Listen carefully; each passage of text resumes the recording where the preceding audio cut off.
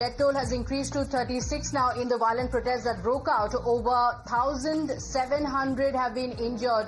Hundreds remain in the hospital, while more than 1,300 patients have already been discharged as well. And the authorities say that the hospitals are strained and the Ministry of Health is closely monitoring the crisis continuously. My colleague Vinod has been reporting live from Nepal. He's been getting us the situation there at the spot. And Vinod, what is the situation there? Because now the violent protests seem to have stopped, but the death toll has risen. What is the condition there currently? बिल्कुल, देखिए protest तो खत्म हो चुका है, लेकिन अब जो संख्या है मरने वालों की, जो डेथ टोल है वो लगातार बढ़ रहा है। कल तक जो सरकारी आंकड़ा जारी किया गया था 30 डेथ टोल बताए गए थे, मरने वालों की संख्या 30 बताई गई थी और जो घायल थे उनकी संख्या 1000 के पास बताई गई थी। लेकिन आज जो आंकड़ा जारी किया है यहाँ के स्वास्थ्य मंत्रालय ने, उसमें बताया गया है कि जो मरने वाले हैं उनकी संख्या 36 है और जो घायल है वो करीब 1700 से ज्यादा है। ऐसे में माना जा रहा है कि ये नंबर्स और भी बढ़ सकते हैं, क्योंकि अभी 2 दिन तक जो प्रोटेस्ट हुआ उसके बाद से जो अलग अलग इलाकों में हिंसा हुई, डेथ टोल और उनके नंबर्स अभी आने होंगे। ये जो डेथ टोल है ये उनका मानना है कि कुछ इलाकों से अभी रिपोर्ट्स नहीं आ पाई हैं, तो वहां से उन जिलों में भी घटनाएं हुई या हिंसा हुआ है, उपद्रव हुआ है, तो वहां से रिपोर्ट जब आएंगी तो नंबर्स और भी बढ़ सकते हैं। हालांकि अभी फोकस यही है कि जो लोग अस्पतालों में भर्ती हैं उनको बेहतर इलाज किया जाए और उन्हें वापस ठीक करके वापस भेजा जाए। जो यहाँ का स्वास्थ्य विभाग है उसकी तरफ से लगातार कहा जा रहा है कि अभी भी जो तमाम छोटे बड़े अस्पताल है वहाँ पे जो घायल है उनकी संख्या उनको बेहतर इलाज की व्यवस्था की जा रही है। साथ ही सरकार का फोकस ये भी है कि जो एग्जैक्ट नंबर है वो भी इकट्ठे किए जाए पूरे नेपाल के अलग हिस्सों में, चाहे वो तराई का क्षेत्र हो चाहे वो पहाड़ का क्षेत्र हो, हर हिस्सों में ये हिंसा हुई थी, हर हिस्से में उपद्रव हुआ था, तो वहाँ भी घायलों की संख्या और मरने वालों की संख्या हो सकती है कि वहाँ से भी नंबर्स आए।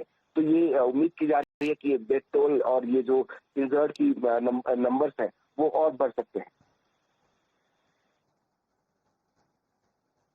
Okay, all right, Vinod, thank you for joining us with those details. In fact, my colleagues have been at the spot there also getting us the situation on the ground, because normalcy has now started returning to Nepal. The violent protests have now abated finally.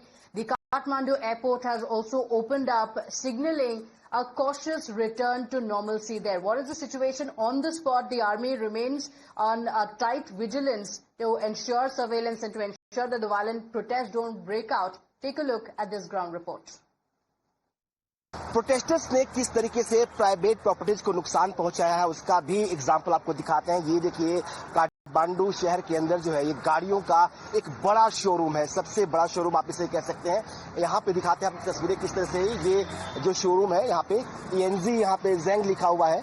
ये showroom जो है किस तरीके से CG Motors करके है, ये ऊपर आपको दिखाया एक बार, तो ये देखिए कैसे पूरा तहस नहस कर दिया है, इसको आग के हवाले कर दिया गया है और करीब दर्जनों कारें जो है इसके अंदर आपको दिखाई देंगी जो पूरी तरह से जलकर खाक हो चुकी हैं। ये देखिए किस तरीके से जो गाड़ियां हैं वो जलकर खाक हुई हैं। ये देखिए आपको अगर काउंटिंग करके दिखाएं तो 1 2 3 4 5 6 7 8 9 10 11 12 13 14 15 16 17 18 करीब 18 से 20 गाड़ियां ऐसी हैं। ऊपर भी कुछ गाड़ियां हैं जो तहस नहस हुई है, तो 20 से 25 गाड़ियां हैं जो पूरी तरह से तहस नहस हो गई हैं। ये बड़ा सा 3 स्टोरी बिल्डिंग है ये, और ये पूरी बिल्डिंग खाक हो चुकी है।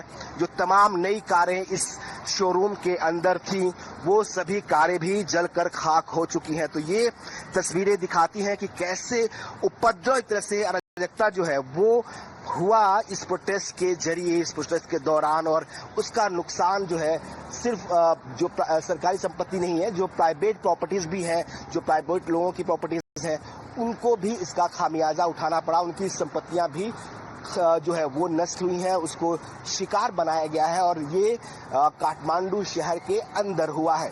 कैमरा पर्सन सत्यदेव सिंह के साथ Vinod Mishra, times sound of Bharat, Kathmandu, Nepal. We continue getting you these ground reports and more. For now, we're slipping into a quick break here. We'll be right back to stay with us.